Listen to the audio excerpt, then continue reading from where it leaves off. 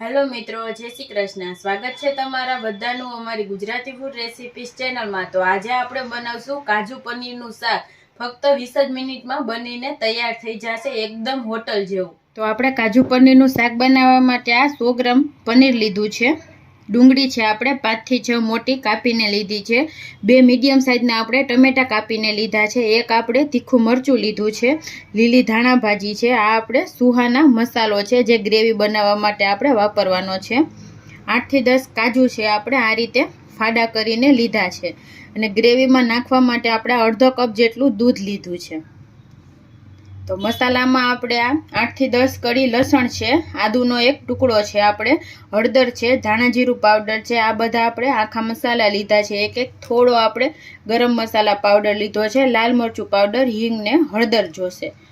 તો આપણે બનાવવાનું સ્ટાર્ટ કરીએ। હવે આપણે એક કઢાઈમાં 1 ચમચા જેટલું તેલ ગરમ કરવા રાખશું।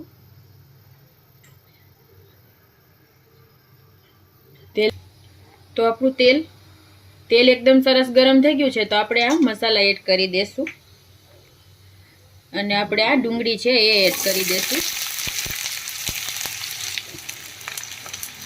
તો આપણે આ ડુંગળી ટમેટાને થોડીક વાર સાંતળીને આની ગ્રેવી બનાવવાની છે। આ રીતે તમે શાક બનાવશો એટલે એકદમ ટેસ્ટી હોટલ જેવું જ બનશે। તો આપણે ડુંગળીને થોડીક વાર માટે પાકવા દેવાની છે, 2 થી 3 મિનિટ।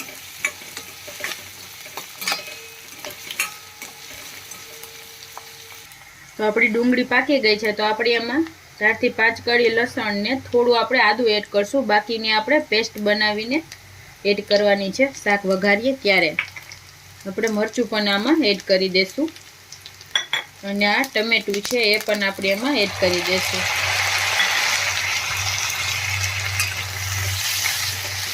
આને પણ આપણે થોડીક વાર માટે પાકવા દેશું।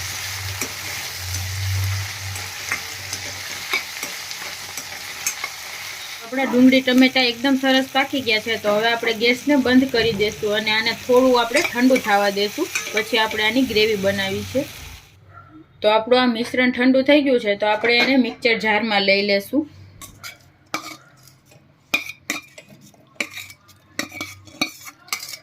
તમારે આમાં 2 થી 3 કાજુ એડ કરવા હોય તો એડ કરી શકો છો, એકદમ ક્રીમી ટેક્સચર આવે છે ગ્રેવીનું।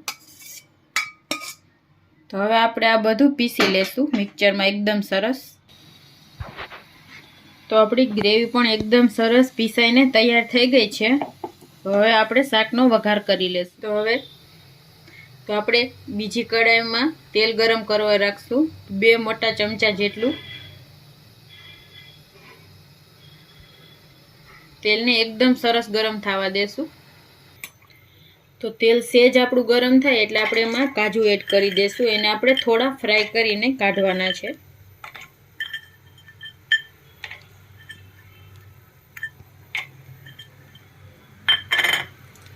સેજ આપણે એને ગોલ્ડન જેવા થવા દેવાના છે।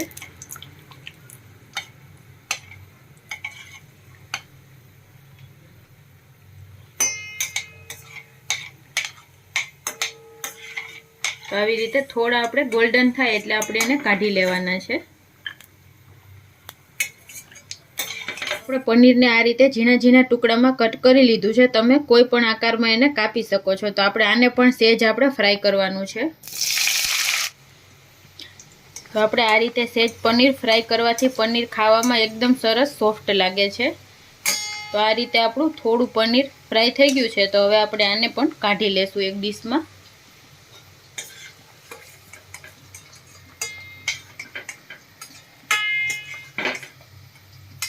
તો આપણે ગ્રેવી બનાવવા માટે આ સુહાના મસાલો છે એમાં આપણે આ દૂધ એડ કરી દેશું અને આપણે આ ગ્રેવી કરી લેશું એકદમ સરસ।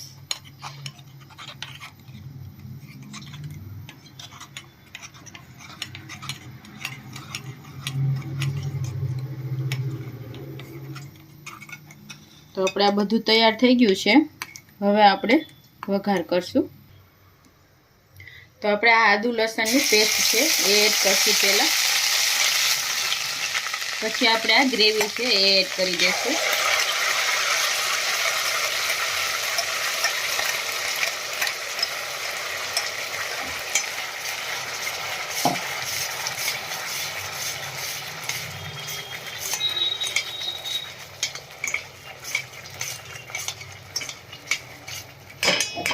તો આપણે આમાં મિક્સર જારમાં સેજ જેવું પાણી એડ કરીને બધી ગ્રેવી આમાં એડ કરી દઈશું.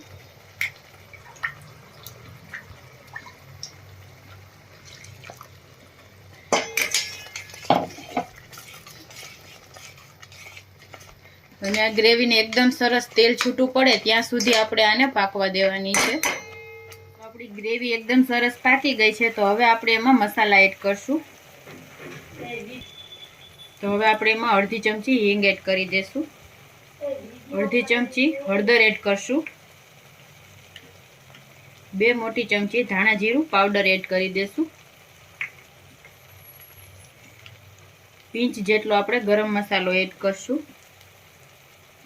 અને 2 મોટી ચમચી જેટલો આપણે લાલ મરચું પાવડર એડ કરશું. તો આ બધા મસાલાને મિક્સ કરીને આને પણ આપણે પાકવા દેશું ગ્રેવીમાં.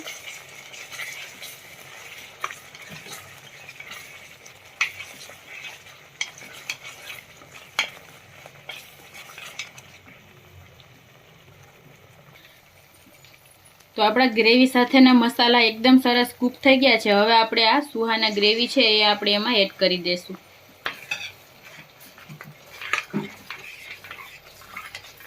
થોડું આપણે એમાં પાણી એડ કરશું, અડધા કપ જેટલું.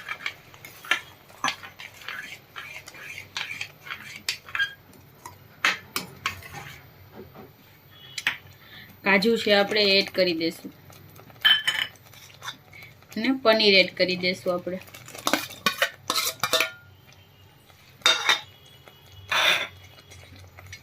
લીલા ધાણા એડ કરી દઈશું અને મિક્સ કરી લેશું બધું.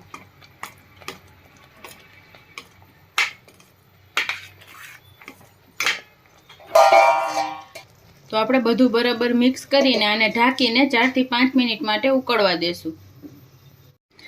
તો જો આપણું શાક મસ્ત મજાનું એકદમ સરસ ઉકળીને તેલ ઉપર આવી ગયું છે. તો આપણું આ પનીરનું શાક તૈયાર થઈ ગયું છે. ગેસ આપણે હવે બંધ કરી દેશું અને આને ગરમા ગરમ સર્વ કરીશું. તો પનીરના શાકની એકદમ જોરદાર સુગંધ આવે છે. ખાલી સુગંધથી જ ભૂખ લાગવા માંડી આપણને. તો રેસ્ટોરન્ટને ટક્કર મારે એવું આપણું પનીરનું શાક આજે તો બન્યું છે. થોડું આપણે પનીરને ગાર્નિશ માટે આ પનીર છે એને આવી રીતે આમ છીણી લેશું એટલે એકદમ હોટલ જેવું લાગે દેખાવમાં.